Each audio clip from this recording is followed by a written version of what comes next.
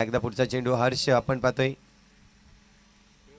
फटका तर सुरेख आहे. इथे मात्र आक्रमण केलंय आणि या आक्रमणाचं रूपांतर काय तर 4 धावांमध्ये येताना चौकाराने या ठिकाणी पाहिले तर सुरुवात अगदी तिसऱ्या चेंडूवर करताना मिस्टर कुंजल आपल्याला पाहायला मिळते. 5 धावा या स्कोरवरती. एक षटक कंप्लीट झाले आहेत. 11 धावा 27 धावा आपल्याला पाहायला मिळते. गॅप खेळलाय कुंजल, अगदी सुरेख फटका. गॅप पाहिला, 3 क्षेत्ररक्षक ऑफसाइड रिजन मध्ये आहेत. गॅप मोठा दिसतोय.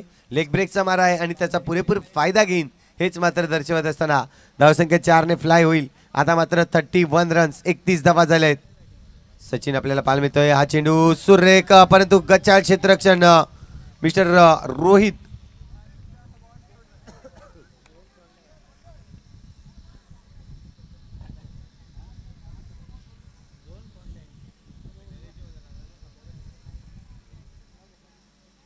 थोडेसे क्षेत्ररक्षणामध्ये चेंजेस होत आहेत. आपण पाहतोय रोहितला मात्र लेग साईडच्या रिजन मध्ये जाऊ दिला. इथे मात्र करारी प्रहार समोरच्या दिशेने बॅक टू बॅक 2 चौकार आले आहेत.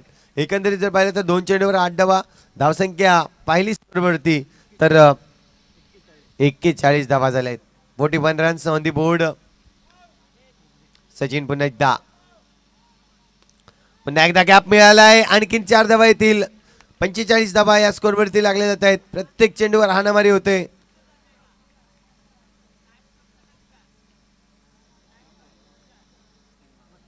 तीन चेंडूमध्ये 3 चौकार आपल्याला पाहायला मिळत आहेत. विचार केला तर थोडस क्षेत्ररक्षणामध्ये फेरबदल करतायत, डिस्कस करतायत, कारण की इथून जर पाहिलं तर कुंजलला थांबवणं खूप गरजेचं आहे. 3 चेंडूवर 3 चौकार आले आहेत. चौथा देखील येईल. जबरदस्त फटका कुंजलच्या बॅटमधून टॅप शॉट आलाय आणि या टॅपच्या वर आणखीन 4 धावा मिळतील. एकंदरीत धावांचा विचार केला तर 49 धावा या स्कोरवरती होत आहेत.